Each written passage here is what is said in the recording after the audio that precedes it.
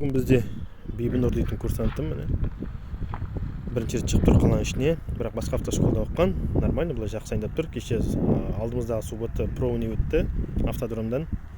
Енді бұйырса тапсырамын дейді, соған бірақ қолдарымды үйретіп алайыншы, парковканы көрсетіп жібересің бе деді. Міне парковканы көрсетіп жатырмын. Мынандай бізде конуспен жұмыс жасаймыз, полоса бәрі сызылған. Міне задний парковка бірінші мына бордюрға иығып келу керек. Иығып келгеннен кейін рөлді до конца солға қарай бұрамыз. Алға қарай жүргенде өз жағыңыздағы айнадан мына бұрыш көріну керек сізге міне. Иығыңызды келтірген. Тағы да берің керек шықтай. Болды міне. Енді ары қарай жаса. Міне мына бұрыш көрінгеннен кейін айнадан тоқтайсың, рөлді до конца солға бұрасың, аварийка жағасың, скорості артқа саласың. Міне жайлап артқа береміз.